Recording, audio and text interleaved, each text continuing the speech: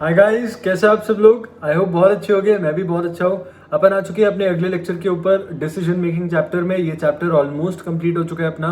Product mix decision जो कि आखिरी टॉपिक है इस चैप्टर के अंदर, वो अपना पेंडिंग है। वो अपन आज कंप्लीट कर लेंगे तो अपना ये चैप्टर कंप्लीट हो जाएगा। उसके बाद डेफिनेटली आईसीआई के क्वेश्चंस यहाँ पर पेंडिंग रहते हैं, जो अपन अगले लेक्चर में डेफिनेटली उसको कवर अप कर लेंगे। कुछ क्वेश्चंस मैंने ओल्ड सिलेबस से यहाँ पर उठाए जो कि मुझे लगता है रेलेवेंट है एज पर आर टॉपिक्स, और कुछ क्वेश्चंस मैंने खुद से डाले।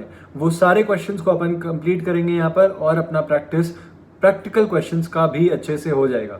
ओके, बट आज के लिए अपन कंप्लीट करते हैं अपना प्रोडक्ट मिक्स डिसीजन के जितने क्वेश्चंस मैंने यहाँ पर रखे हैं वो सारे अपन करते हैं। तो अपना ये चैप्टर जो है एक बार के लिए कंप्लीट हो चुका होगा। सिर्फ रिमेनिंग क्वेश्चंस यहाँ पर रह जाएंगे जो कि एक मिक्स बैग में आएंगे। ओके, सो टॉपिक वाइज नहीं आएंगे, वो मिक्स बैग में आएंगे ताकि आपका प्रैक्टिस उसका अच्छे से हो जाए। आपको समझ में आना चाहिए क्वेश्चन को पढ़ के कि ये कौन से टॉपिक से उठाया और अपने को किस तरह के कंसेप्ट यहाँ पर अप्लाई करने हैं। उसके पहले मैंने आपको कल के लेक्चर में एक होमवर्क दिया था, और वो होमवर्क था स्पेशल ऑर्डर डिसीजन का प्रैक्टिस क्वेश्चन का क्वेश्चन नंबर 3। तो आई होप वो आप करके लेके आए होगे, और अगर आपने नहीं किया है तो आप फटाफट से, जब मैं डिस्कशन कर रहा हूँ तो ये तो आप उसको साइड में नोट कर सकते हैं, क्योंकि मैं उसके लिए आपको स्पेशल टाइम, अलग से टाइम नहीं देने वाला हूँ। या फिर आप पॉज कर सकते हैं इस लेक्चर को और फिर उसको नोट डाउन कर सकते हैं। ओके, तो आपको वो आंसर डेफिनेटली नोट डाउन करना है, और अगर आपने किया है ये क्वेश्चन सॉल्व तो चेक करिएगा कि आपने इसको सही से सॉल्व किया था क्या। ओके, तो यहाँ पर क्वेश्चन के बारे में डिस्कशन मैं नहीं कर रहा हूँ, सीधे सोल्यूशन पे आपको लेके चल रहा हूँ।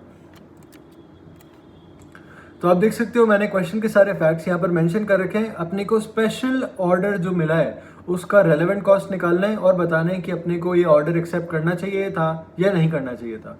मटेरियल कॉस्ट अपने को डायरेक्टली 36,000 का दिया हुआ है क्वेश्चन में, वो अपन पुट अप कर लेंगे, वो अपने लिए रेलेवेंट है। लेबर कॉस्ट 64,000 का दिया है, वो भी अपन यहाँ पर ले लेंगे, वो भी अपने लिए हो जाते हैं रेलेवेंट। फैक्ट्री ओवरहेड्स के वेरिएबल ओवरहेड्स अपने को यहाँ पर कैलकुलेट करने पड़ेंगे, और उसका कैलकुलेशन का अपने को ट्रिक बता रखा है क्वेश्चन के अंदर ही। वो उन्होंने बोला है कि डायरेक्ट लेबर आवर्स के रेट के हिसाब से इसको चार्ज किया जाता है। सो फॉर एग्जांपल, जब उन्होंने वो कॉस्ट शीट दे रखा है पूरा, जिसमें उन्होंने लेबर कॉस्ट ले रखा है 6,40,000 और वेरिएबल फैक्ट्री ओवरहेड्स लिया है 2,20,000। तो अगर मेरा लेबर कॉस्ट 64,000 हो जाता है तो मेरा वेरिएबल फैक्ट्री ओवरहेड्स क्या हो जाएगा। तो वेरिएबल फैक्ट्री ओवरहेड्स के लिए मुझे यहाँ पर कैलकुलेशन करना है 2,20,000 डिवाइडेड बाय 6,40,000 इंटू 64,000।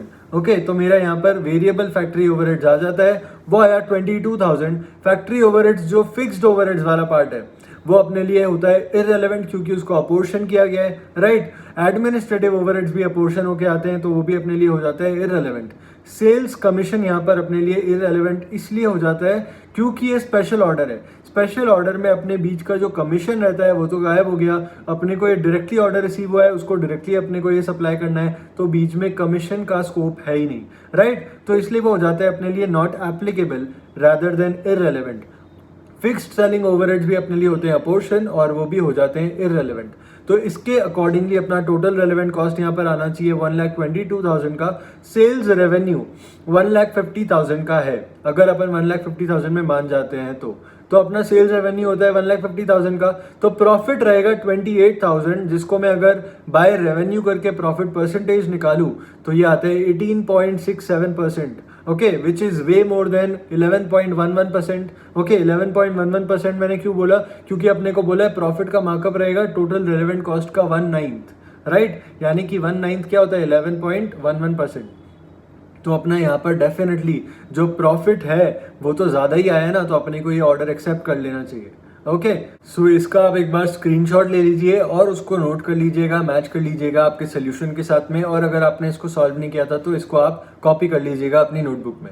ओके, चलते हैं अपने नेक्स्ट टॉपिक के ऊपर। Next topic is product mix decision, और प्रोडक्ट मिक्स डिसीजन पे ले जाने के लिए मुझे आपको कुछ एग्जाम्पल्स सॉल्व कराने होंगे। वो एग्जाम्पल से आपको समझ में आएगा कि इस टॉपिक के अंदर क्या कंसेप्ट कवर्ड किया है, और ये जो टॉपिक है वो बहुत ज़्यादा इंपॉर्टेंट है from the exam point of view. मैंने आपको ये सेम चीज़ कही थी आउटसोर्सिंग डिसीजन के लिए, क्योंकि वो कई बार पूछा जा चुका है। उसके साथ भी मिक्स किए जाते हैं अलग अलग टॉपिक्स, जैसे जस्ट इन टाइम। तो प्रोडक्ट मिक्स डिसीजन के साथ में आपको थ्योरी ऑफ कंस्ट्रेंट्स हमेशा देखने को मिलेगा। उसके अलावा जस्ट इन टाइम आपको यहाँ पर दिया जा सकता है। ओके, तो अपन इसको सॉल्व करने के पहले चलते हैं कुछ एग्जाम्पल्स पे। एग्जाम्पल नंबर 1 में आपके पास अवेलेबल जो है 1 आवर है, आपको 1 घंटे के अंदर एक प्रोडक्ट बनाना है और उसको सेल करना है। तो अब यहाँ पर अपने पास दो प्रोडक्ट्स है, product number A, product B. So product A को लगता है टाइम 1 यूनिट बनाने में 1 घंटा, राइट, और प्रोडक्ट बी को भी 1 यूनिट बनाने में लगता है टाइम 1 घंटा। तो अपना प्रोडक्ट ए का भी 1 घंटा लग रहा है, प्रोडक्ट बी का भी 1 घंटा लग रहा है, यानी कि दोनों में से एक ही बना सकते हैं अपन, क्योंकि अपने पास टोटल में 1 घंटा ही अवेलेबल है। और कॉन्ट्रीब्यूशन पर यूनिट अपने को दिया है ए का 10 रुपीज, बी का 20 रुपीज। ओके, ए का 10 रुपीज, बी का 20 रुपीज। तो अगर ए को मैं बनाता हूं तो 1 घंटे में मुझे मिलते हैं 10 रुपए। ए को मैं बनाता हूँ 1 घंटे में, मुझे मिलते हैं 10 रुपए का बेनिफिट, 10 रुपए का कॉन्ट्रीब्यूशन। पर मैं अगर बी को बनाता हूँ 1 घंटे में तो मुझे मिलता है 20 रुपए का कॉन्ट्रीब्यूशन। तो मुझे कौन सा बनाना चाहिए? मुझे बी बनाना चाहिए डेफिनेटली। ओके, बहुत ही सिंपल सा ये तो क्वेश्चन था, ये तो लॉजिकली चल गया एकदम। इसके बाद अपन चलते हैं एग्जाम्पल 2 पे, जहां पर अपने पास टोटल नंबर ऑफ आवर्स जो अवेलेबल है वो है 3। टोटल नंबर ऑफ आवर्स कितने अवेलेबल है? 3। वही ए को बनाने में अपने को लगता है 1 घंटा, उससे कॉन्ट्रीब्यूशन पर यूनिट आता है 10 रुपए। कॉन्ट्रीब्यूशन पर यूनिट आता है 10 रुपए। बी को बनाने में लगते हैं 3 घंटे। ओके, तो बी को अगर बनाने में 3 घंटे लग रहे हैं, उससे कॉन्ट्रीब्यूशन कितना आ रहा है? कॉन्ट्रीब्यूशन आ रहा है 20 रुपए। अब आप बताओ कि अब कौन सा बनाना चाहिए? क्या अपने को बी बनाना चाहिए? अगर अपन बी बनाते हैं तो बी का एक ही यूनिट बना पाएंगे और अपने को कंट्रीब्यूशन कितना रिसीव होगा? 20 रुपए। बट अगर अपन ए को बनाते हैं तो अपन बना सकते हैं यहाँ पर 3 यूनिट्स। ओके, 3 यूनिट्स बनाएंगे तो कंट्रीब्यूशन अपने को क्या रिसीव होगा? 30 रुपए। तो डेफिनेटली अपने को यहाँ पर ए बनाना चाहिए। इसको सॉल्व करने के लिए अपन करते हैं कॉन्ट्रीब्यूशन पर आर।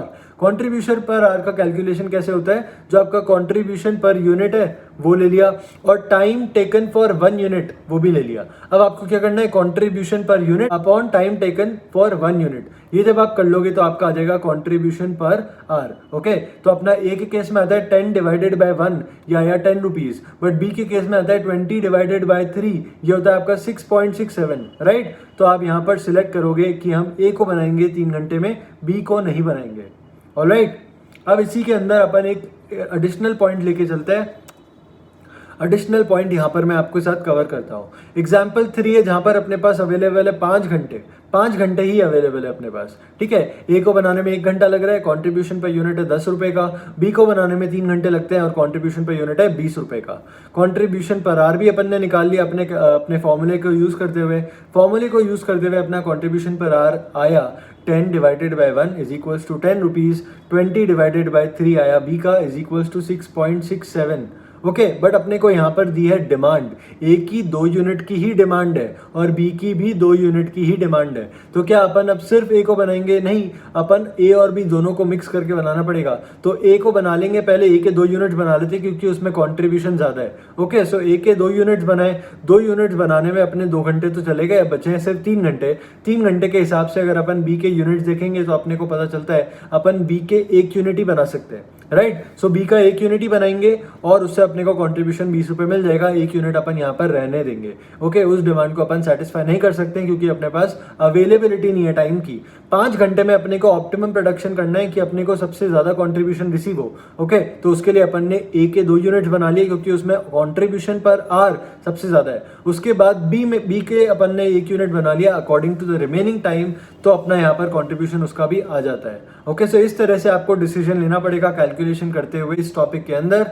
और ये आपको बहुत ही इजी एग्जांपल से मैंने समझाने की कोशिश करी है। जो क्वेश्चन है वो कॉम्प्लिकेटेड वे में आते हैं, तो अपन को यहाँ पर ध्यान रखना है, अपने नंबर्स से प्ले करना है। ओके, सो नंबर्स के साथ अपन खेलेंगे इस टॉपिक के अंदर। चलते हैं पहले क्वेश्चन के ऊपर, POV limited, proof of value limited. इसको आप एक बार रीड कर लीजिए, उसके बाद मैं इसको आपके साथ डिस्कस करूंगा और फिर अपन इसके सोल्यूशन के ऊपर चलेंगे।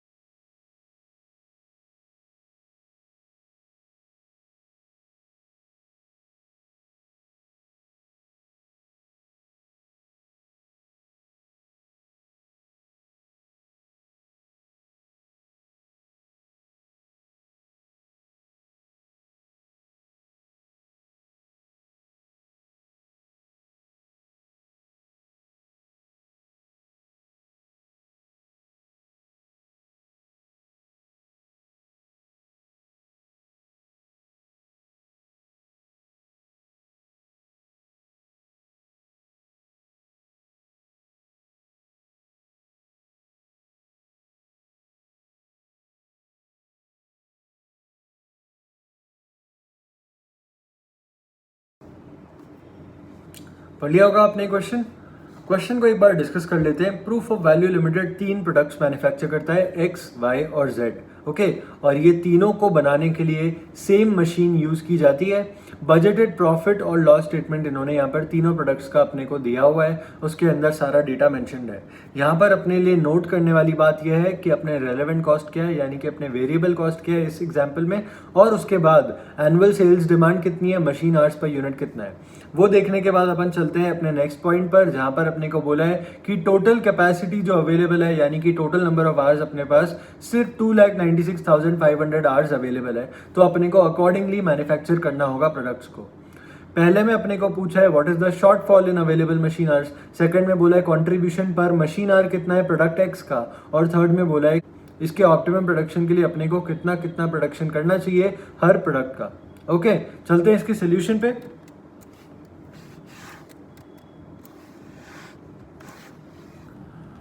तो मैंने यहाँ पर फैक्ट्स मेंशन नहीं किए हैं। फैक्ट्स इन तरह के क्वेश्चन के अंदर बहुत ज़्यादा होते हैं, तो फैक्ट्स को मेंशन करना है, यानी कि पूरी की पूरी टेबल ही यहाँ पर कॉपी कर लेना होता है। तो इसलिए डायरेक्टली मैंने यहाँ पर सोल्यूशन लिखा है। सबसे पहले मैंने लिखा है डिमांड कितनी है। डिमांड अपने को एक्स की 5,000 यूनिट्स की है, वाई की 7,500 यूनिट्स की है और जेड की 2,500 यूनिट्स की है। मशीन आवर्स पर यूनिट भी मैंने ले लिया ताकि मैं कैलकुलेट कर सकता हूँ टोटल आवर्स मेरे कितने रिक्वायर्ड है। ओके, मल्टीप्लाई किया simply machine our per unit को इंटू नंबर ऑफ यूनिट्स, तो टोटल आवर्स आ जाएगा। उन तीनों को ऐड करता हूं तो मेरे को पता चला कि 3,22,500 मुझे आवर्स यहाँ पर रिक्वायर्ड है। टोटल आवर्स अवेलेबल सिर्फ 2,96,500 है, तो यहाँ पर शॉर्टफॉल अपने को पता चल जाता है, वो आया 26,000 का। 26,000 आवर्स का शॉर्टफॉल यहाँ पर अपने को दिख रहा है। उसके बाद अपन सेल्स वैल्यू निकालते हैं। सेल्स वैल्यू अपने को दी हुई है, प्राइम कॉस्ट दी हुई है, वेरिएबल ओवरहेड्स भी अपने पास मेंशन्ड है अपने budgeted profit and loss statement के अंदर। वहां से अपन ने निकाला कंट्रीब्यूशन, और उस कंट्रीब्यूशन से अपन ने निकाला contribution per hour. Contribution per hour कैसे निकालेंगे, जैसे कि अपने को एक्स से मिल रहा है 2,50,000, बट एक्स के उतने यूनिट्स मैन्युफैक्चर करने के लिए अपने को कितने आवर्स चाहिए, वो चाहिए अपने को 1 लाख, राइट। तो मेरा कंट्रीब्यूशन पर आवर आ जाता है 2.5। इसको आप कंट्रीब्यूशन पर यूनिट के वे में भी निकाल सकते हो। 2,50,000 को आप डिवाइड कीजिएगा 5,000 यूनिट से, और 5,000 यूनिट से डिवाइड करने के बाद जो आएगा उसको आप 20 से डिवाइड कर सकते हो, यानी कि मशीन आर पर यूनिट के हिसाब से। तो आप वैसे भी निकाल सकते हो contribution per R. Okay, contribution per R अपन ने निकाल लिया, एक्स का आया 2.5, वाई और जेड का भी आप अकॉर्डिंगली निकालोगे। उसके बाद अपन रैंकिंग देंगे based on the contribution per R. तो कंट्रीब्यूशन पर आर सबसे ज्यादा मुझे दिख रहा है एक्स का ही है 2.5, उसको मैंने रैंक दे दिया 1। वाई का उससे कम है, उसको रैंक दिया 2, और जेड का सबसे कम है तो उसको रैंक दिया 3। अवेलेबल आवर्स अपन एलोकेट करते हैं यहाँ पर। तो सबसे पहले अपन आवर्स किसको एलोकेट करेंगे, एक्स को, क्योंकि वहां पर अपना रैंकिंग है 1।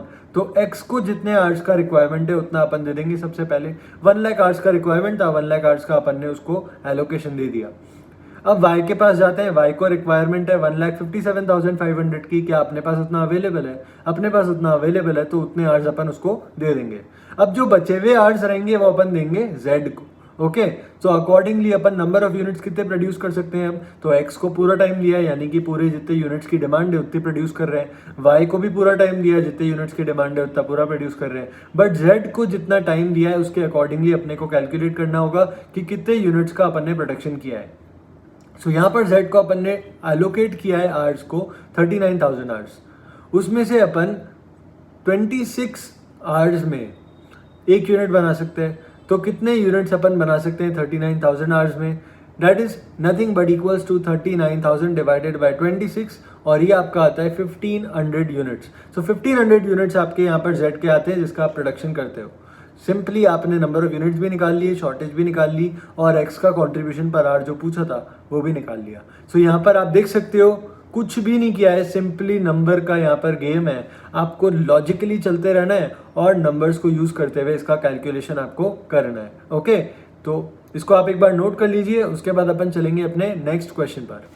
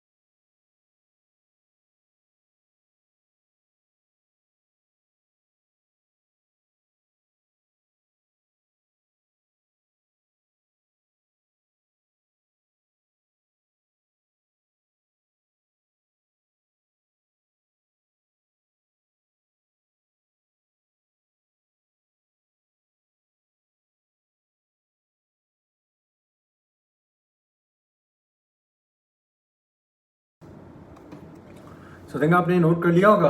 चलते हैं नेक्स्ट क्वेश्चन पे।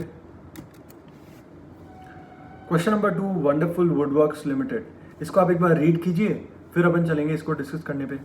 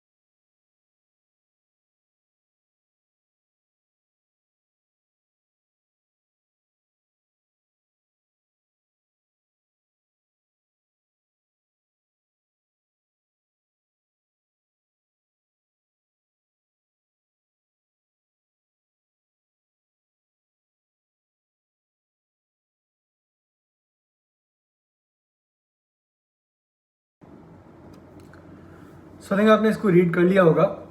ये क्वेश्चन ऐसा है जिसमें अभी तक तो अपन देख रहे थे आर्ट्स अगर लिमिटेड हुए तो क्या, बट यहाँ पर मटेरियल ही लिमिटेड है। तो अपने को लिमिटेड मटेरियल के अकॉर्डिंगली मैनेज करना होगा अपना ऑप्टिमम प्रोडक्शन का कैलकुलेशन। इसको एक बार डिस्कस कर लेते हैं। क्वेश्चन के अंदर बोला है वंडरफुल वुडवर्क्स लिमिटेड 3 प्रोडक्ट्स बना रहे हैं, चेयर्स, बेंचेस और टेबल्स। उसका डेटा अपने को दिया हुआ है। Timber cost is the material used, direct labour cost है, वेरिएबल ओवरहेड्स दिए हैं, फिक्स्ड ओवरहेड्स भी दिए हैं अपने को, वॉल्यूम दिया है, बजटेड वॉल्यूम पर एनम यानी कि अपना प्रोडक्शन कितना होगा, और सेलिंग प्राइस अपने को दिया हुआ है। उसके बाद लेबर रेट अपने को बता दिया है 4 रुपीज़ पर आवर है। कॉस्ट ऑफ टिम्बर अपने को बता दिया है 2 रुपीज़ पर स्क्वायर मीटर है। टोटल स्क्वायर मीटर्स जो अवेलेबल है इस स्पेशल ग्रेड ऑफ टिम्बर के वो है 20,000 ओके पर एनम। इतने ही रिस्ट्रिक्टेड सप्लाई रहता है इसका 20,000 स्क्वायर मीटर्स तक का, उसमें अपने को मैनेज करना है प्रोडक्शन। अभी सेल्स डायरेक्टर जो है उसने ऑलरेडी एक ऑर्डर एक्सेप्ट किया है 500 चेयर्स का, 100 बेंचेस का, 150 टेबल्स का।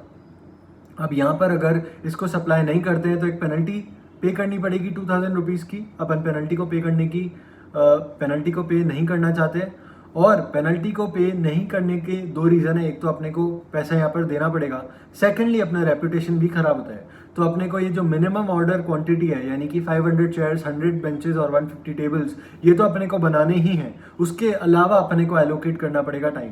ओके, सो यहाँ पर उन्होंने बोला है कि जो टोटल वॉल्यूम दिया हुआ है 4,000, 2,000 और 1,500 यूनिट्स का, उसके अंदर ये जो मिनिमम ऑर्डर्स हैं 500 चेयर्स, 100 बेंचेस और 150 टेबल्स के, वो इंक्लूडेड है।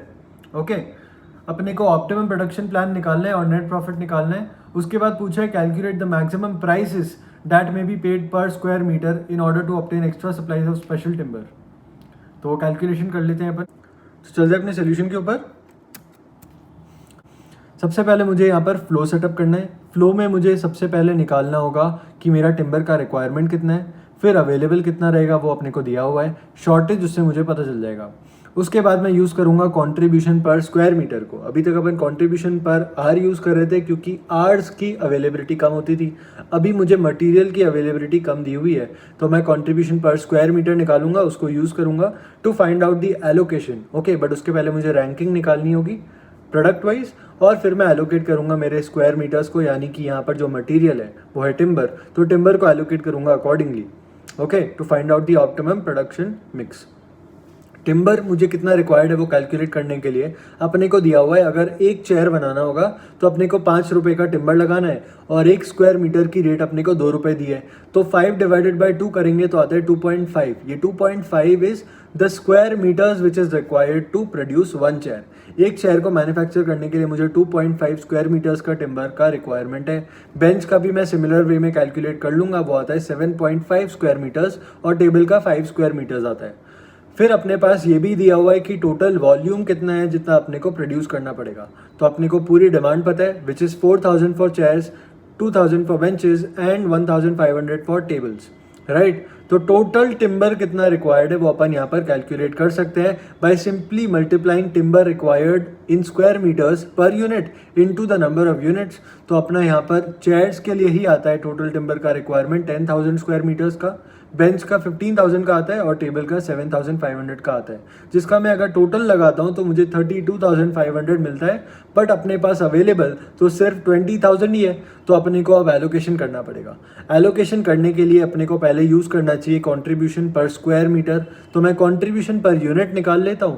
कंट्रीब्यूशन पर यूनिट में मुझे सिर्फ और सिर्फ जो डेटा दिया हुआ है उसमें से फिक्स्ड कॉस्ट को, फिक्स्ड ओवरहेड्स को मुझे रिमूव करना है। वेरिएबल ओवरहेड्स तक तो मैं सारे ले ही सकता हूँ, वो मेरा वेरिएबल कॉस्ट है और सेल्स प्राइस अपने को दी हुई है तो कंट्रीब्यूशन निकल जाएगा।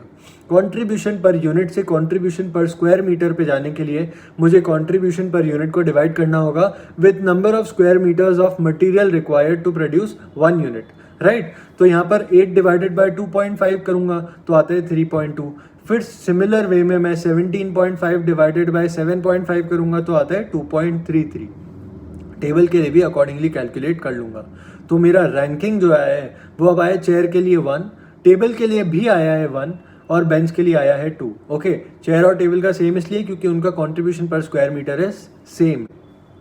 उसके बाद मिनिमम प्रोडक्शन पर यूनिट्स अपने को यहाँ पर लेना होगा, जो कि अपना जो स्पेशल ऑर्डर था ना, जो सेल्स ऑर्डर था अपने सेल्स डायरेक्टर ने लिया हुआ था डिपार्टमेंट स्टोर से, जो अगर अपन ने फुलफिल नहीं किया तो 2000 की पेनल्टी देनी पड़ेगी। तो अपन वो ऑर्डर पहले बना लेते हैं और बचा हुआ प्रोडक्शन के लिए अपन एलोकेट कर लेंगे टिम्बर को।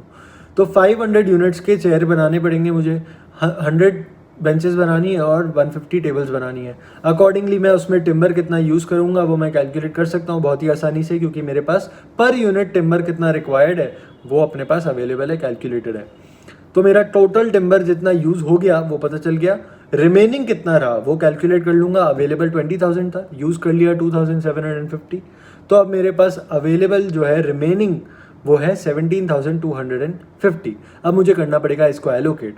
बट अपने को एक पॉइंट बोला था कि जो टोटल वॉल्यूम दिया हुआ है, जो टोटल डिमांड दिया हुआ है, उसके अंदर ये मिनिमम ऑर्डर है इनकॉर्पोरेटेड, ऑलरेडी उसमें मिला हुआ था, शामिल था। तो 4,000 यूनिट्स का अपने को याद है वॉल्यूम था चेयर का। अब इसमें से 500 का तो अपन ने प्रोडक्शन ऑलरेडी कर दिया, यानी कि अब सिर्फ करना है 3,500 का। उसके लिए अपन को कितना टिम्बर रिक्वायर्ड रहेगा वो अपन कैलकुलेट कर लेंगे। सिमिलरली मैं कैलकुलेट करूंगा बेंचेस के लिए और टेबल्स के लिए भी। तो यहाँ पर मैंने कैलकुलेट किया, बैलेंस डिमांड जो आया मेरा चेयर्स का वो 3,500 आया, बेंचेस का 1,900 आया और टेबल्स का आया 1,350। टिम्बर कितना रिक्वायर्ड है वो कैलकुलेट कर लेता हूँ, वो भी अभी सिंपल है एकदम। अपना टिम्बर पर यूनिट रिक्वायरमेंट अपने को पता है, टोटल नंबर ऑफ यूनिट्स पता है, मल्टीप्लाई करेंगे तो टिम्बर रिक्वायरमेंट अपने को पता चल जाएगा। अभी दिख रहा है 29,750 का रिक्वायरमेंट, बट बैलेंस टिम्बर कितना रिमेन है अपने पास 17,250, यानी कि अब उसको एलोकेट करेंगे अपन। सबसे पहले जा रहे हैं टेबल्स के ऊपर। टेबल्स को अपन ने एलोकेट कर दिया 6,750। उसके बाद 8,750 का रिक्वायरमेंट अपने पास अवेलेबल है, उसको एलोकेट कर दिया। जो बचा हुआ था वो अपन ने दिया अब बेंचेस को।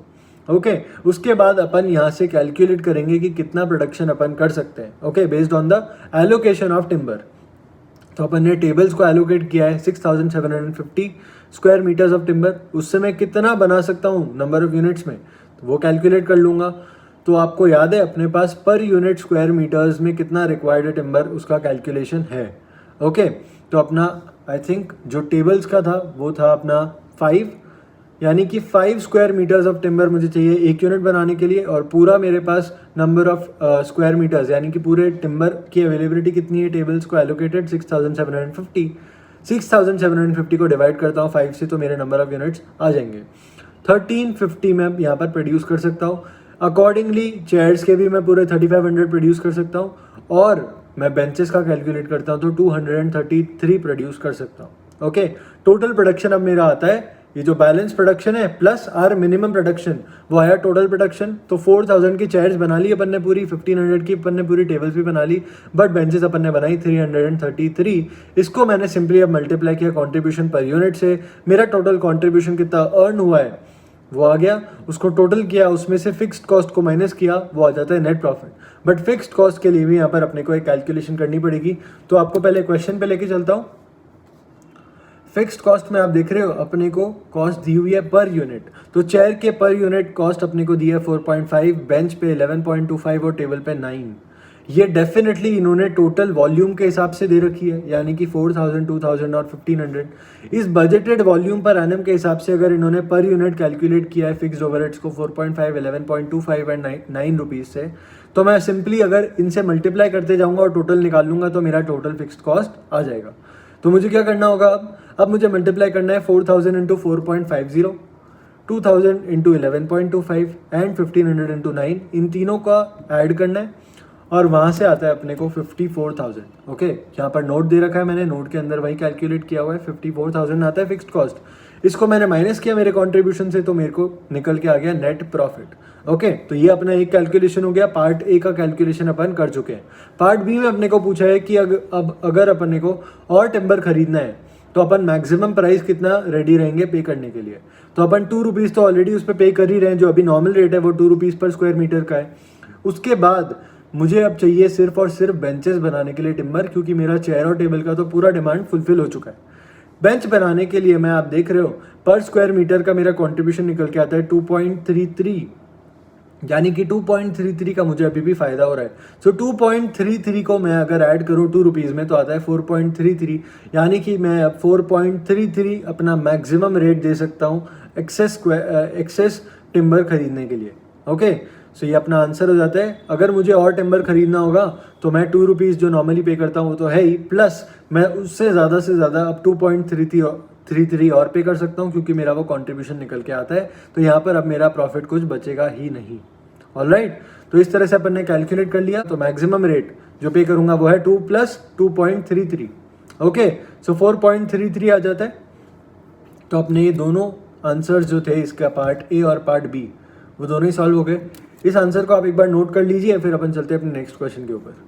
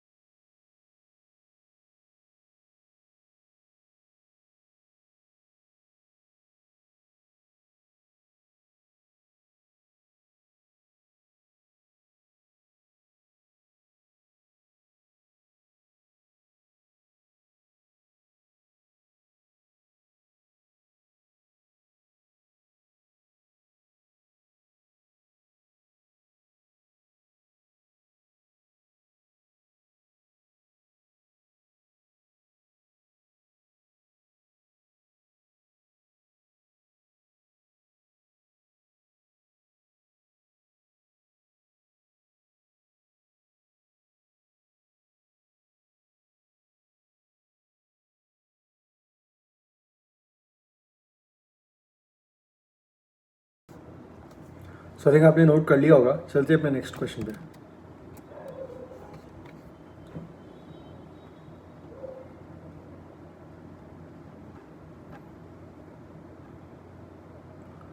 क्वेश्चन 3, इसको आप एक बार रीड कीजिए और फिर अपन इसको डिस्कस कर लेंगे।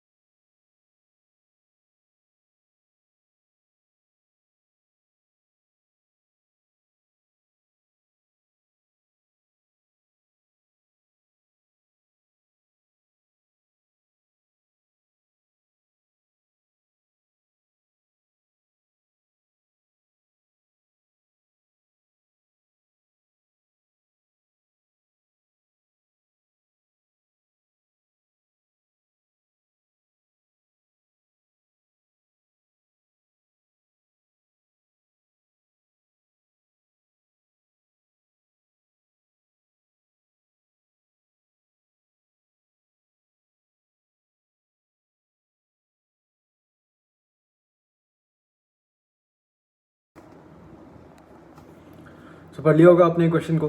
क्वेश्चन बहुत ही सिंपल है बट काफ़ी सारे इसमें अपने को अलग अलग प्रोडक्ट्स दिए हुए हैं। ओके, सो सम टॉयज़ लिमिटेड है जो कि मैन्युफैक्चर कर रहा है अलग अलग तरह के टॉयज़, क्वालिटी अच्छी रखता है। अपने को बोला है कि यहाँ पर स्किल्ड आर्टिसंस चाहिए इसको मैन्युफैक्चर करने के लिए, जिनका रेट है 15 रुपीज़ पर आवर, बट उनकी अवेलेबिलिटी सिर्फ 14,000 आवर्स की ही है। ओके, उसके बाद अपने को यहाँ पर पूरा प्रोडक्शन प्लान दिया हुआ है, ई के 3000 यूनिट्स का, बी के 4000 यूनिट्स का, सी के 4000 यूनिट्स का, डी के 3000 और ई के 2400 यूनिट्स। डायरेक्ट मटेरियल, लेबर और फिक्स्ड ओवरहेड्स का कॉस्ट बताया है, सेलिंग प्राइस पर यूनिट भी अपने को बताया है। वेरिएबल ओवरहेड्स के लिए बोला है 50% ऑफ डायरेक्ट लेबर आवर के हिसाब से आप चार्ज कीजिएगा। और अपने को मिनिमम मैक्सिमम प्रोडक्शन बता रखा है। Okay, minimum maximum demand. अब अपने को निकालना है यहाँ पर estimated profit of the company as per the production plan. उसके बाद बोला है कि अपना प्लान क्या रहेगा मैक्सिमम प्रॉफिट के लिए, और उसके हिसाब से भी निकालना है एस्टिमेटेड प्रॉफिट। चलते सोल्यूशन पे। तो अपन यहाँ पर कैलकुलेशन के लिए अपना फ्लो सेट कर लेते हैं। अपने को सबसे पहले पूछा है कि कंपनी के प्रोडक्शन प्लान के हिसाब से प्रॉफिट क्या है, तो उसके लिए तो अपने को कोई कैलकुलेशन करने की ज़रूरत नहीं है, simply as per production plan अपन कैलकुलेट कर लेंगे प्रॉफिट। तो यहाँ पर अपना कॉन्ट्रीब्यूशन पर यूनिट निकालना है सबसे पहले, sales price minus variable cost. Variable cost में आपको सिर्फ वेरिएबल ओवरहेड्स का कैलकुलेशन करना पड़ेगा, which is simply 50% of labour cost. Contribution per unit आ गया आपका। उसके बाद आप उसको मल्टीप्लाई करोगे with company plan. Company plan से मल्टीप्लाई करने के बाद आपको कॉन्ट्रीब्यूशन एज पर प्लान पता चल जाएगा। उसमें से फिक्स्ड कॉस्ट को आपको माइनस करना होगा। फिक्स्ड कॉस्ट अपने को कैलकुलेट करनी पड़ेगी जैसे अपन ने पिछले क्वेश्चन में करी थी। ओके, प्रैक्टिस क्वेश्चन नंबर 2 में। तो वहाँ पर 3 प्रोडक्ट्स थे अपने पास, चेयर्स, बेंचेस और टेबल्स। यहाँ पर अपने पास 5 टॉयज़ है। उसके हिसाब से अपन ने कैलकुलेट करी अपनी फिक्स्ड कॉस्ट और उसको माइनस करी तो अपना आ जाएगा net profit. Okay, so profit as per plan आ गया, बट अपने को कैलकुलेशन करना है अपने ऑप्टिमम प्रोडक्ट मिक्स का, तो उसके लिए अपने को कैलकुलेशन और भी बहुत सारे करने पड़ेंगे। सबसे पहले अपन निकाल रहे हैं labour R per unit. Labour R per unit अपन यहाँ पर निकालेंगे ताकि अपने को पता चले कॉन्ट्रीब्यूशन पर लेबर आर क्या है। तो आपको याद है अपने आर्टिसंस को पे कर रहे हैं अपन 1 आवर के लिए 15 रुपीज़। ओके, और मैं यहाँ पर 1 यूनिट ऑफ ए बनाने के लिए लगा रहा हूँ 10 रुपये का लेबर। तो मेरे कितने घंटे लग रहे होंगे ए को बनाने में? 10 डिवाइडेड बाई 15, राइट। तो यह है 0.67। अकॉर्डिंगली आप बी, सी, डी और ई के लिए भी कैलकुलेट कीजिएगा। बी का मैं आपको बता देता हूँ, सी, डी, ई का आप कर लीजिएगा। बी के अपन 12 रुपये दे रहे हैं 1 यूनिट बनाने में लेबर को, और अपन पेमेंट करते हैं उसको 15 रुपये का फॉर 1 आवर। तो अपन आवर्स कितने लग रहे होंगे बी को बनाने में? 12 डिवाइडेड बाय 15। ओके, बहुत सिंपल था यहाँ तक कैलकुलेशन। कंट्रीब्यूशन पर यूनिट अपने को पता है, लेबर आवर पर यूनिट पता है, तो कंट्रीब्यूशन पर लेबर आवर भी अपन निकाल सकते हैं। 35 divided by 0.67 in case of A and 50 divided by 0.80 in case of B. Okay, एक बार अपन ने कंट्रीब्यूशन पर लेबर आवर निकाल लिया तो उसके बाद अपने को करना है रैंकिंग। जिसका सबसे ज़्यादा कंट्रीब्यूशन पर लेबर आवर रहेगा उसको रैंक 1 दे देंगे, अकॉर्डिंगली अपन रैंकिंग कर देंगे। सो फर्स्ट रैंकिंग वाले को अपन एलोकेट करते हैं। सबसे पहले वो एलोकेशन करने के पहले अपने को निकालना होगा कि मिनिमम डिमांड कितनी है। मिनिमम डिमांड अपने को दे रखी है तो अकॉर्डिंगली उसके लिए निकाल लेंगे टाइम कितना रिक्वायर्ड है। तो जितना टाइम रिक्वायर्ड होगा पहले वो अपन दे दिए सबको, A B C D E को मिनिमम डिमांड के हिसाब से टाइम दे दिया। बचा हुआ टाइम कितना है वो कैलकुलेट करना है। सो 14,000 तो टोटल अवेलेबल है और अभी अपन ने मिनिमम डिमांड के हिसाब से जितना टाइम इन पांचों प्रोडक्ट्स को दिया है वो है 3,466.67। तो मेरे पास बैलेंस आवर्स जो बचे हैं वो है 10,533.33। इसको मुझे करना पड़ेगा एलोकेट। मेरा रैंकिंग 1 है प्रोडक्ट ई का, उसको मैं दे रहा हूँ जितने उसको रिक्वायर्ड थे आवर्स वो सारे के सारे, तो मैंने उसको दे दिया 4,666.67। उसको मैक्सिमम टाइम रिक्वायर्ड है 5,333.33। मैक्सिमम डिमांड के हिसाब से मैंने ये कैलकुलेट किया है, इसलिए रिमेनिंग आवर्स जितने उसको रिक्वायर्ड थे वो मैं कैलकुलेट कर पाया। ओके, अगर आपको समझ नहीं आया तो मैं इसको वापस से आपको ऊपर लेके चलता हूँ थोड़ा। अपने पास मैक्सिमम डिमांड क्वांटिटी भी दी है, मिनिमम डिमांड क्वांटिटी भी दी है। मिनिमम डिमांड को मैंने मल्टीप्लाई किया सबसे पहले, कितना टाइम रिक्वायर्ड है उसको कैलकुलेट करने के लिए पर यूनिट लेबर आवर कितना अपने को लगता है। सो मेरे 500 यूनिट्स के लिए कितना लगेगा वो मैं कैलकुलेट कर सकता हूँ बाय सिंपली मल्टीप्लाइंग 500 इंटू 1.35। ये 1.33, ये 1.33 मैंने यहाँ से पिकअप कर लिया है। ओके, तो उसके हिसाब से मेरा 666.67 आया। अब मैं मैक्सिमम डिमांड जो है वो 4,000 यूनिट्स का है, 4,000 इंटू 1.33 करूँगा तो 5,333.33 आ जाएगा। आई हैव ऑलरेडी एलोकेटेड 666.67, तो अब मुझे रिमेनिंग कितना एलोकेट करने होंगे उसको 4,666.67, ताकि टोटल जो है वो आ जाए अपने मैक्सिमम से मैच करता हुआ 5,333.33। अकॉर्डिंगली मैं फिर जा रहा हूँ उस प्रोडक्ट में जिसका रैंकिंग 2 है, तो उसमें अपन आ जाते हैं बी वाले पे, प्रोडक्ट बी पे, टॉय बी पे। 4,000 की उसको एडिशनल रिक्वायरमेंट है वो दे दी, तो टोटल टाइम उसका मैक्सिमम से मैच हो गया 4,800 का। अब आ रहे हैं थर्ड रैंकिंग वाले पे, वो अपेरेंटली टॉय सी है। टॉय सी को अपन जितना बैलेंस अब बचा है वो दे रहे हैं, तो यहाँ पर उसका टोटल टाइम एक्चुअली निकल के आता है 2,666.67। उसको रिक्वायरमेंट थी टोटल 4,800 आवर्स की, बट अपन ने एलोकेट कितना किया है 2,666.67। ओके, अब उसके हिसाब से अपने पास ये तो आ चुका है टोटल टाइम कितना दिया है अपन ने उसको, तो अपन उसके हिसाब से निकाल सकते हैं ऑप्टिमम प्रोडक्शन क्वांटिटी। क्वांटिटी निकालने के लिए अपने को क्या करना होगा, जितना टाइम दिया है टोटल में उसको डिवाइड करना पड़ेगा time required per unit.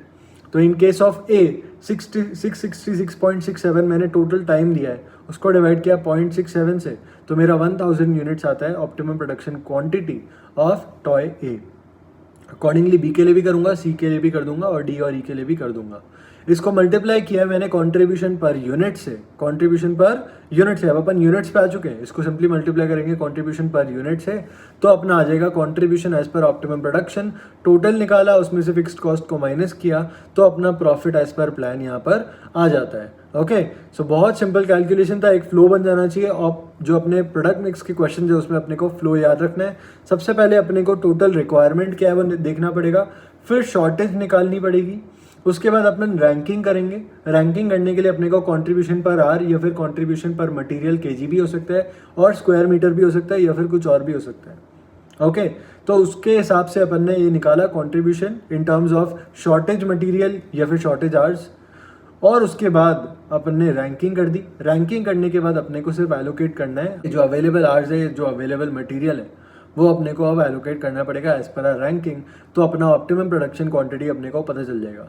Once we have allocated the time और द मटेरियल, उसको अपन कन्वर्ट कर देंगे इन नंबर ऑफ यूनिट्स, और नंबर ऑफ यूनिट्स को मल्टीप्लाई करेंगे कंट्रीब्यूशन पर यूनिट से, तो अपने को मिलेगा टोटल कंट्रीब्यूशन। उसमें से फिक्स्ड कॉस्ट को माइनस करके नेट प्रॉफिट अपन निकाल सकते हैं अगर पूछा है प्रॉफिट निकालने के लिए तो। ओके, तो इस क्वेश्चन को आप एक बार नोट कर लीजिए। उसके बाद अपन चलेंगे नेक्स्ट क्वेश्चन पे, जो कि आईसीआई वाला क्वेश्चन है, और उस क्वेश्चन के अंदर आप देखोगे एक नया पॉइंट आपको देखने को मिलेगा।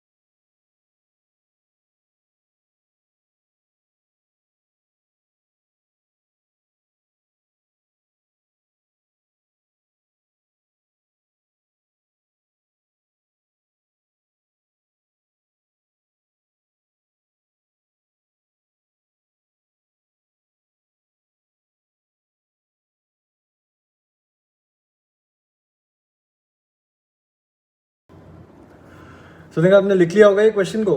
काफ़ी अच्छा क्वेश्चन है ये, काफ़ी बड़ा भी है और इससे आपको पूरा का पूरा कंसेप्ट अच्छे से समझ में भी आ जाता है। ओके, तो अपन ने एक क्वेश्चन किया आर के बेसिस पे, सेकंड क्वेश्चन अपन ने मटेरियल के बेसिस पे भी कर लिया, थर्ड क्वेश्चन में अपन ने आर को ले लिया यहाँ पर, बट अच्छे वे में ले लिया अपन ने, काफ़ी बड़ा कर दिया क्वेश्चन को। ओके, तो ये आपके क्वेश्चन जो है प्रोडक्ट मिक्स के अच्छे से कवर हो जाते हैं। आईसीआई का एक क्वेश्चन अपन देख लेते हैं, वो अपन यहाँ पर कवर करते हैं, कुछ नया सीखते हैं उसके अंदर। आईसीआई के क्वेश्चन के अंदर आपको एक बहुत ही नई चीज़ देखने को मिलेगी कि यहाँ पर रेस्ट्रिक्टिंग जो है वो सारी की सारी चीज़ें, चाहे वो डिपार्टमेंट ए के आर्स हो, डिपार्टमेंट बी के आर्स हो, और अपने को यहाँ पर इनफैक्ट जो मटेरियल चाहिए वो भी यहाँ पर रेस्ट्रिक्टेड क्वांटिटी में अवेलेबल है। ओके, तो अपन उस सिनेरियो में कैसे कैलकुलेशन करेंगे वो यहाँ पर देखेंगे। क्वेश्चन को आप एक बार पहले पढ़ लीजिए, फिर अपन डिस्कस करते हैं।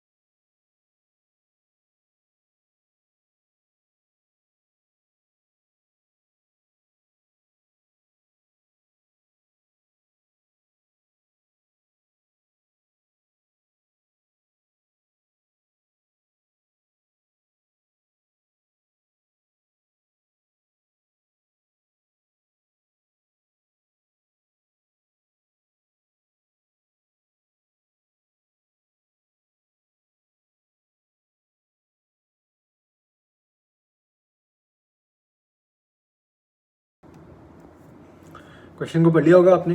क्वेश्चन पढ़ के काफ़ी सिंपल नज़र आता है, बट इतना सिंपल है नहीं। इसके अंदर एक बहुत ही इंपॉर्टेंट ट्विस्ट है जो अपन देखने वाले हैं। किसी नए तरीके से अपन इसको सॉल्व करने की कोशिश करेंगे। तो कंपनी मैन्युफैक्चर कर रहा है दो प्रोडक्ट, प्रोडक्ट एक्स और प्रोडक्ट वाई। दो डिपार्टमेंट से होकर गुजरते हैं ये, डिपार्टमेंट ए और डिपार्टमेंट बी। अपने को डेटा दिया हुआ है, मैक्सिमम सेल्स पोटेंशियल जो है एक्स का 7400 है यूनिट्स में और वाई का 10,000 यूनिट्स है। अपने को प्रोडक्ट यूनिट डेटा दिया हुआ है, सेलिंग प्राइस एक यूनिट की एक्स की 90 रुपीज़ है और वाई की 80 रुपीज़ है।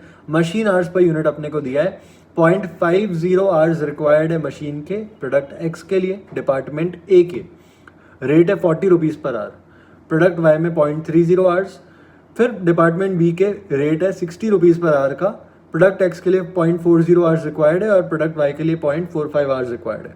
डिपार्टमेंट ए के आवर्स जो है, मैक्सिमम कैपेसिटी जो है वो है 3400 और प्रोडक्ट डिपार्टमेंट बी के जो कैपेसिटी है वो है 3640 आवर्स की। Maximum quantity of direct materials भी जो अवेलेबल है वो है 17,000 ओनली, 17,000 kgs यहाँ पर। ओके, उससे ज़्यादा अपने पास अवेलेबल है नहीं। हर प्रोडक्ट को चाहिए कम से कम 2 kg ऑफ डायरेक्ट मटेरियल्स और यहाँ पर परचेज प्राइस अपने को मटेरियल्स की दी है 5 रुपये। ओके, 5 रुपये पर kg। ऑप्टिमम प्रोडक्ट मिक्स निकालना है पार्ट ए में। तो पार्ट बी में अपने को पूछा है कि अगर अपन सिर्फ एक ही प्रोडक्ट बनाएंगे दोनों में से तो अपन कौन सा बनाएंगे, कितना बनाएंगे, उसका रेलेवेंट कंट्रीब्यूशन क्या होगा और अकॉर्डिंगली प्रॉफिट कितना निकलेगा अपना। ठीक है, नंबर ऑफ यूनिट्स भी उसके लिए अपने को निकालने ही पड़ेंगे। सोल्यूशन पे चलते हैं। तो इसमें पार्ट ए का सोल्यूशन मैंने पहले किया हुआ है, फिर पार्ट बी पे जाएंगे। पार्ट ए काफ़ी इंपॉर्टेंट है और आप इसको बहुत ध्यान से सुनिएगा, इसमें आपका ध्यान बिल्कुल भी नहीं हटना चाहिए। ऑल्दो इस तरह का क्वेश्चन एग्जाम में आने का चांस बहुत कम बनता है। ओके, बहुत ही कम बनता है, बट फिर भी अगर पूछा गया तो आपको आना चाहिए। ओके, इस चीज़ को ध्यान में रखते हुए इस पूरे क्वेश्चन को बहुत अच्छे से आपको देखना है। सबसे पहले यूनिट्स अपने कितनी क्वांटिटी डिमांडेड है। एक्स की 7400 यूनिट्स की डिमांड है, वाई की 10,000 यूनिट्स की डिमांड है। मटेरियल अपने को पर यूनिट चाहिए 2-2 kg का, तो मटेरियल रिक्वायरमेंट अपने को पता चल गई। एक्स की आती है 14,800 kgs, वाई की आती है 20,000 kgs। टोटल में 34,800 kgs की रिक्वायरमेंट है, बट अवेलेबल सिर्फ 17,000 है। ओके, तो शॉर्टेज पता चल गई। डिपार्टमेंट ए के आवर्स अपने को दिए हुए पर यूनिट, 0.50 आवर्स चाहिए एक्स के लिए, 0.30 आवर्स चाहिए वाई के लिए। अकॉर्डिंगली टोटल अपन निकाल सकते हैं। 0.50 इंटू 7400 करेंगे तो डिपार्टमेंट ए के आवर्स का रिक्वायरमेंट आ जाएगा। प्रोडक्ट एक्स के लिए 3700 आवर्स की रिक्वायरमेंट है। वाई की भी पता चल जाती है, 3000 आवर्स की रिक्वायरमेंट है, टोटल 6700 आवर्स की रिक्वायरमेंट लगती है, बट अवेलेबिलिटी कितनी है 3400 आवर्स, शॉर्टेज रहेगी 3300 आवर्स की। उसके बाद सिमिलरली डिपार्टमेंट बी का कैलकुलेशन भी अपन ने किया है, 0.40 आवर्स अपने को एक यूनिट बनाने में लगते हैं एक्स को, 0.45 आवर्स लगते हैं अपने को वाई को बनाने में, राइट। सो ये लग रहे हैं डिपार्टमेंट बी के, और ये पर यूनिट डेटा दिया हुआ है, अपन निकाल रहे हैं टोटल यूनिट्स का डेटा। सो टोटल यूनिट 7400 है एक्स के, उसको मल्टीप्लाई किया 0.40 से तो आया 2960। डिपार्टमेंट बी के 2960 आवर्स का रिक्वायरमेंट प्रोडक्ट एक्स को बनाने के लिए।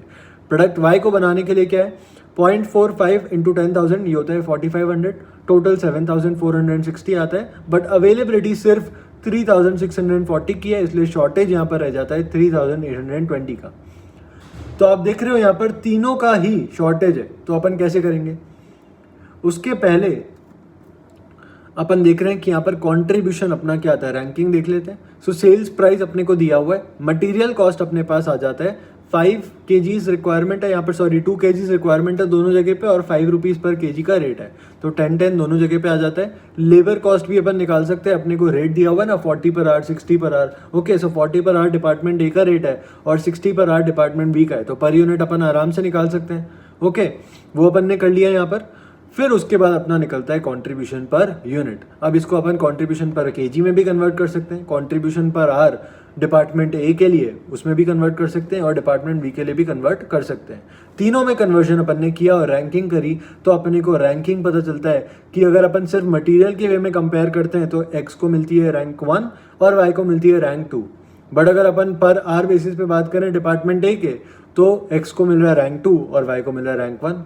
फिर वहीं पर डिपार्टमेंट बी के आर्ट्स के हिसाब से बात करें तो एक्स को मिलता है रैंक 1 और वाई को मिलता है रैंक 2। तो यहाँ पर तो बहुत कंफ्यूजन है, अपने को किसको एलोकेट करना चाहिए पहले और क्या एलोकेट करना चाहिए।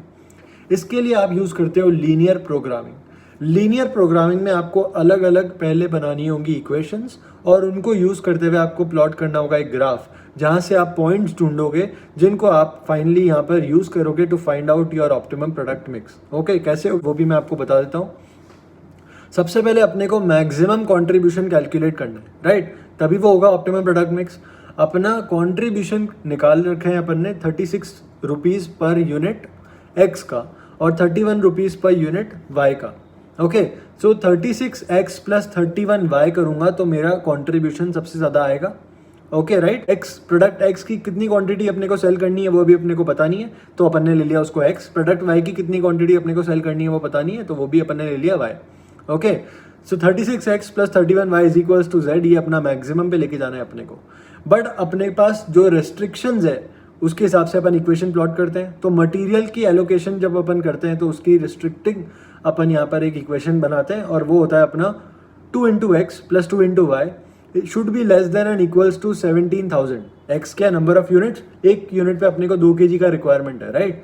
तो एक्स के number of units into 2 kg plus Y के number of units into 2 kg, okay. ये दोनों मिलाकर 17,000 से कम होने चाहिए या फिर 17,000 के बराबर होने चाहिए। तो अपन ने ये इक्वेशन बना दी, 2x plus 2y should be less than and equals to 17,000। फिर अपन डिपार्टमेंट ए के आवर्स पे गए। डिपार्टमेंट ए का अपने को 0.50 आवर्स लगता है एक्स का एक यूनिट बनाने में, और 0.30 आवर्स लगता है वाई का एक यूनिट बनाने में। So 0.50 into x plus 0.30 into y अपना 3400 से कम या उसके बराबर होना चाहिए। और सिमिलरली डिपार्टमेंट बी में 0.40 into x plus 0.45 into y अपना 3640 के बराबर या उससे कम होना चाहिए, ओके। यहीं तक आपको रुकना नहीं है, उसके बाद आपको डिमांड को भी लेना पड़ेगा। डिमांड की इक्वेशन आप बनाओगे, एक्स की सबसे ज़्यादा डिमांड क्या है 7400, यानी कि आपका एक्स का क्वांटिटी 7400 के बराबर या उससे कम होना चाहिए, और वाई का क्वांटिटी 10,000 के बराबर या उससे कम होना चाहिए। सो ये सारी आपकी इक्वेशंस बन गई। इसको आप प्लॉट करोगे अपने ग्राफ पे। इसको प्लॉट करने का तरीका भी आपको बताता हूँ। सबसे पहले अपन स्टेप 1 ले लेते हैं, जहाँ पर अपन निकालेंगे नंबर्स फॉर लाइन, ताकि अपन वो लाइन बना सके अपने ग्राफ के ऊपर। तो अपन ने सबसे पहला इक्वेशन ले लिया मटेरियल वाला, 2x plus 2y should be less than and equals to 17,000, okay. इसमें अपन ने y को लिया पहले 0, तो अपना x आ जाएगा। x आता है 2x इज इक्वल्स टू 17,000, तो x आ जाएगा 8500। तो अपना पहला पॉइंट हो गया 8500, 0। सिमिलरली फिर अपन ने निकाला सेकंड पॉइंट इसके ऊपर, इस लाइन के लिए अपने को सेकंड पॉइंट भी निकालना पड़ेगा पूरी लाइन बनाने के लिए। तो अपन ने x को ले लिया यहाँ पर 0, तो y आ गया 8500। अपना सेकंड पॉइंट हो गया 0,8500। ओके, अब अपन ने इस लाइन को प्लॉट किया अपने ग्राफ पे, और उसके बाद अपने को सिमिलरली ये स्टेप्स रिपीट करनी पड़ेगी for department A hours, for department B hours, demand of x and demand of y। ये सारा प्लॉटिंग करने के बाद अपने को एक ग्राफ मिलेगा। ओके, वो ग्राफ पे आपको लेके चलता हूं, मैंने तो बनाया नहीं है पर इंस्टीट्यूट ने बना रखा है। तो आप ये ग्राफ देख सकते हो, ये इंस्टीट्यूट ने ग्राफ बनाया हुआ है, इसके अंदर इन्होंने ये सारी लाइंस को प्लॉट किया हुआ है। ओके, सो ये वाली जो लाइन है वो अपनी एक्स की लाइन है, एक्स की डिमांड की, वो 7400 से ज़्यादा नहीं होना चाहिए। ये वाई की डिमांड है, उन्होंने x1 x2 लिया हुआ है, अपन ने x और y लिया हुआ है अपने सिंप्लीफिकेशन के लिए। ओके, सो अब अगर अपने को x should be less than and equals to 7400, यानी कि अपने को एरिया चाहिए, ये कर्सर को देखिएगा, ये 7400 का जो लाइन है अपने को एरिया चाहिए उससे कम वाला, तो ये वाला जो एरिया है वो अपने को चाहिए। फिर जब 10,000 है तो 10,000 से कम वाला एरिया चाहिए, तो अपने को ये वाला एरिया चाहिए। तो ये वाला एरिया जो 10,000 के नीचे आ रहा है वो 7400 वाले ने एलिमिनेट कर दिया है, राइट। तो अपने को अब कुल मिला के ये वाले एरिया में रिस्ट्रिक्ट करना पड़ेगा। फिर अपन ये वाली लाइंस को भी प्लॉट करते हैं, उसके हिसाब से भी अपन एरिया करते हैं। तो ये एरिया निकालेंगे कैसे अल्टीमेटली, तो अपने को क्या करना चाहिए, ऑन द ग्राफ 10,000 से कम अपने को चाहिए ना, तो 10,000 के ऊपर वाला पूरा शेड कर दो। ओके, पूरा शेड कर दो, पेंसिल से शेड कर दो। फिर 7400 से कम वाला चाहिए, तो ये वाला एरिया अपने को चाहिए नहीं, ये भी पूरा शेड कर दो। Okay, so this entire area you have to shade. उसके बाद आपने ये वाली लाइन प्लॉट करी, ये वाली लाइन जो है इन्होंने लिया 0.50x plus 0.30y should be equals to 3400, ये वो वाली लाइन है। ओके, इसको भी लेस देन रखना है अपने को, लेस देन और इक्वल्स टू रखना है। तो आप ये वाला एरिया पूरा जो है मैक्सिमम वाला है उससे ज़्यादा वाला है, इसको आप हाईलाइट कर दोगे, पूरा शेड कर दोगे, तो आपका एरिया बचेगा इसके नीचे वाला, ये वाला। ओके, सो ये वाला एरिया आपका बचेगा। फिर अकॉर्डिंगली आप इस लाइन के लिए भी वही करोगे और इस लाइन के लिए भी वही करोगे, तो अल्टीमेटली आपका जो एरिया बचेगा ना वो सिर्फ इतना इतना ही बचेगा, सिर्फ इतना इतना एरिया ही आपका बचेगा। अब आपको क्या करना पड़ेगा, यहाँ से आपका एक बहुत इंपॉर्टेंट स्टेप चालू होता है। अभी तक तो सिंपल था ये, यहाँ से आपका डिफिकल्ट स्टेप चालू होता है। अब आपको निकालने पड़ेंगे आपके कोऑर्डिनेट्स, ये इन्होंने निकाल रखे ना points, S, T, Q, R और P निकालना तो काफ़ी आसान है, R और P निकालना तो आसान है, बट S, T और Q निकालना डिफिकल्ट है। और ये निकालने के लिए आपको यूज़ करना पड़ेगा साइमल्टेनियस इक्वेशंस। क्या करना पड़ेगा, साइमल्टेनियस इक्वेशंस। आपको वो पॉइंट ढूंढना है जहाँ पर ये वाला लाइन और ये वाला लाइन इंटरसेक्ट होता है, जैसे कि ये वाला पॉइंट, ये वाला लाइन और ये वाला लाइन इंटरसेक्ट होता है, जैसे कि ये वाला पॉइंट, और ये वाला लाइन और ये वाला लाइन भी इंटरसेक्ट होता है, जैसे कि ये वाला पॉइंट। सो ये तीनों पॉइंट आपको इस तरह से निकालने पड़ेंगे, इंटरसेक्शन निकालना पड़ेगा दो लाइंस का। ओके, सो यहाँ पर आपके x और y जो है वो सेम बैठने चाहिए, वो इंटरसेक्शन दोनों लाइन का आप निकालोगे, और ये इंटरसेक्शन निकालने के बाद आप इसको मल्टीप्लाई करोगे with number of kgs with number of hours to find out कि वो अपने रेंज के अंदर है या नहीं है। फॉर एग्जाम्पल अपना जो ये Q पॉइंट है ना 4171,4381, तो अपन x के अगर 4171 यूनिट्स बनाएंगे और y के 4381 यूनिट्स बनाएंगे, तो अपना आवर्स शायद इसमें कंप्लीट नहीं बैठेगा जैसा कि इन्होंने दिया हुआ रहेगा।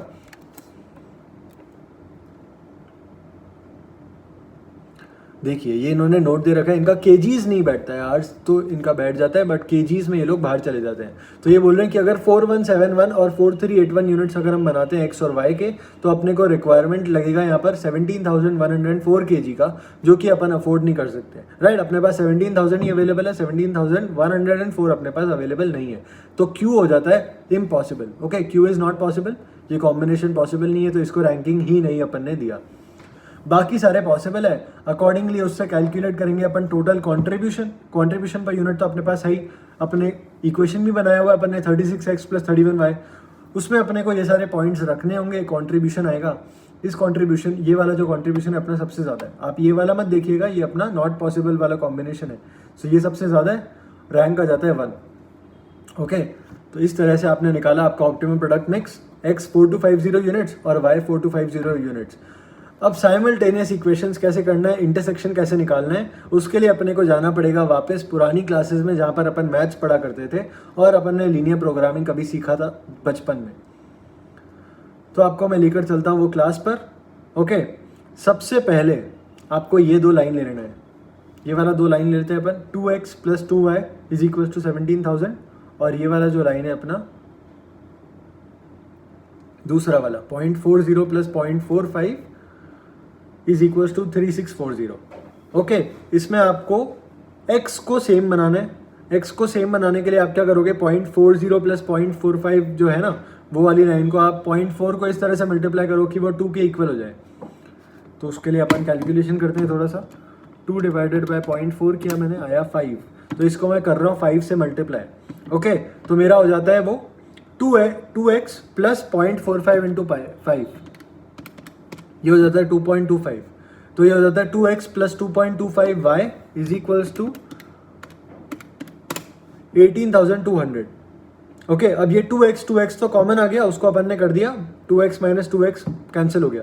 ऊपर था अपना 2.25y, नीचे 2y, तो अपना बचता है 0.25y, और 18,200 में से माइनस करते हैं अपन 17,000 को, तो आता है 1200।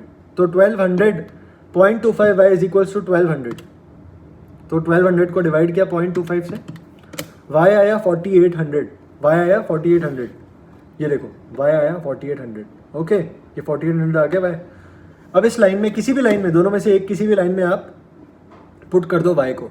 सो मैं 17,000 वाला जो लाइन है अपना उसमें पुट कर रहा हूँ, 2 इंटू 4800 कर रहा हूँ, 2 इंटू 4800, या आया 9600, माइनस किया मैंने 17,000 में से, इधर लेके जा रहा हूँ, राइट। सो 17,000 में से माइनस किया तो अपना बचता है 7,400।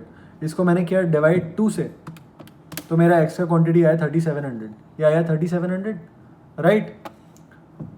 तो इस तरह से अपने को साइमल्टेनियस इक्वेशंस करनी पड़ेगी हर लाइन के कॉम्बिनेशन के साथ। ये दो लाइन के लिए अपने को साइमल्टेनियस इक्वेशन करने की ज़रूरत नहीं है, ये वाले के लिए है, ये वाले के लिए है, और ये वाले के लिए है, ठीक है।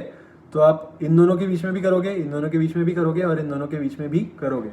साइमल्टेनियस इक्वेशन से आपको पता चलेगा इंटरसेक्टिंग पॉइंट आप निकाल लोगे, और फिर आपको यूज़ करना है उसको कंट्रीब्यूशन निकालने के लिए। ओके, तो आई होप आपको ये वाला क्वेश्चन जो है समझ में आ गया। और ये ऑल तो ये ग्राफ बनाने के लिए आपसे नहीं पूछा जाएगा, इस तरह का क्वेश्चन आने का चांस बहुत ही रेयर है, बहुत ज़्यादा रेयर है, बट ये आपको समझने के लिए बहुत ज़्यादा इंपॉर्टेंस रखता है, क्योंकि आईसीआई ने एक यही क्वेश्चन दिया हुआ है अपने प्रोडक्शन मिक्स टॉपिक के साथ। ओके, उसके अलावा जो मिक्स्ड क्वेश्चन है बाद में, उसमें तो उन्होंने प्रोडक्ट मिक्स का क्वेश्चन दे रखा है, और जो अपन ने पहले प्रैक्टिस किए थे ना, उस तरह के क्वेश्चन पूछे जाते हैं, बट ये वाला क्वेश्चन उन्होंने साथ में दे रखा है, इसलिए मैंने समझा दिया। ऑल्दो एग्जाम में पूछे जाने का चांस कम है। ओके, और आपको फिर भी आना चाहिए। तो आपका ये वाला पॉइंट आसानी से निकल जाएगा, ये वाला आसानी से निकल जाएगा, क्योंकि ये तो एंड पर है। उसके बाद आपको ये तीनों निकालने में साइमल्टेनियस इक्वेशंस को यूज़ करके इंटरसेक्टिंग पॉइंट्स निकालने पड़ेंगे, और वो इंटरसेक्टिंग पॉइंट्स को यूज़ करके आप निकालोगे आपका टोटल कॉन्ट्रीब्यूशन। ओके, तो टोटल कॉन्ट्रीब्यूशन आप यहाँ पर निकालोगे इस तरह से, और फिर रैंकिंग दोगे तो आपको पता चल जाएगा कि आपके ऑप्टिमम प्रोडक्ट मिक्स की क्वांटिटी क्या है। ओके, एक्स और वाई। तो एक बार मैं आपको क्यू वाला फिर से करके बताता हूँ। ये जो क्यू इन्होंने निकाल रखा है ना, वो क्वांटिटी मैं आपको निकाल के बताता हूँ using the intersection, using the simultaneous equations.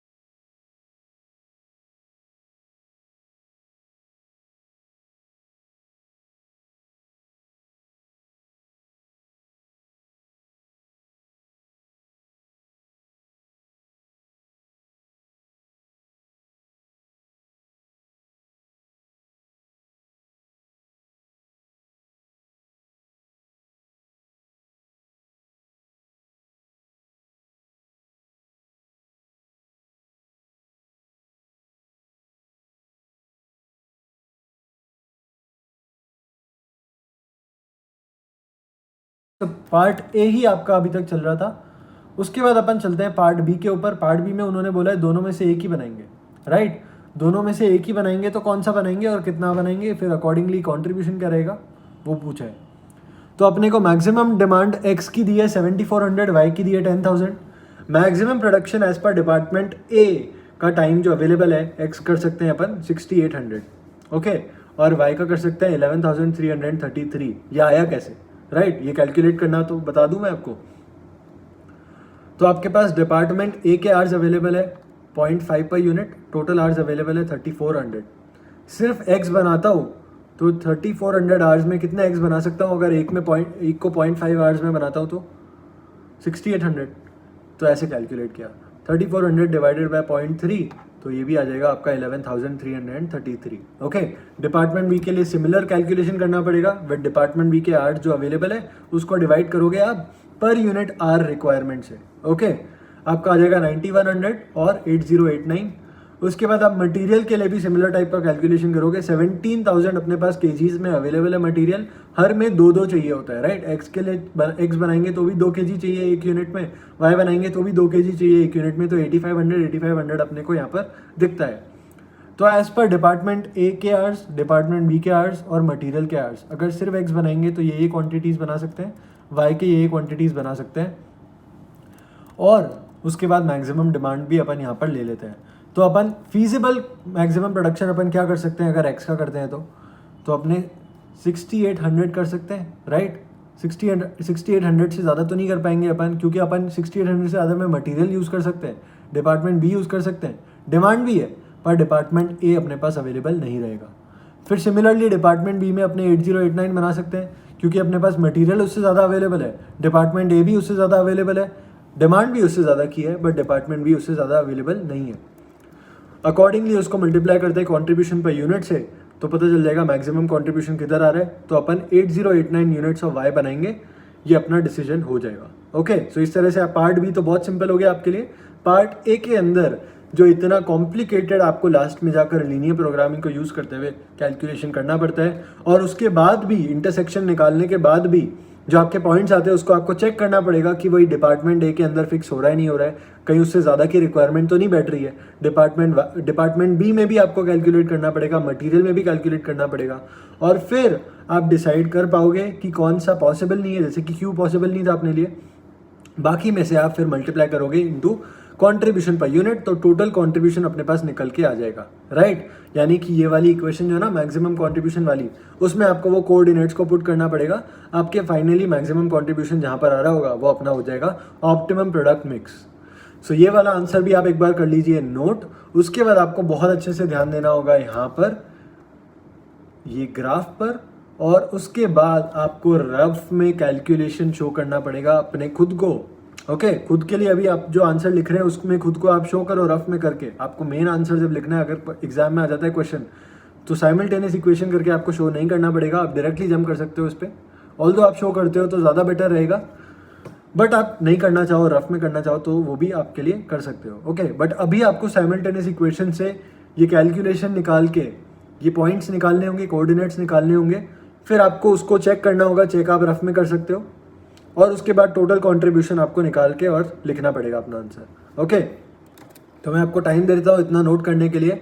उसके बाद थोड़ा टाइम आप खुद यहाँ पर लगाकर और साइमल्टेनियस इक्वेशंस करके वो पॉइंट्स निकालेंगे, और उसके बाद आप निकालेंगे टोटल कंट्रीब्यूशन कितना मैक्सिमम अपना हो रहा है। ओके, मैंने आपको साइमल्टेनियस इक्वेशंस करके बता दिए, और आपको वो अभी इसको वापस से यूज़ करते हुए इसको आंसर को सॉल्व करना है। ओके, तो आप इसको नोट कर लीजिए। फिर अपन आज का लेक्चर यहाँ पर एंड करते हैं। प्रोडक्ट मिक्स भी अपना कंप्लीट हो चुका है, आईसीए वाला क्वेश्चन भी अपन ने कर लिया, अपने बाकी के क्वेश्चन भी अपन ने कर लिए, पूरा टॉपिक का अच्छे से कवरेज हो चुका है।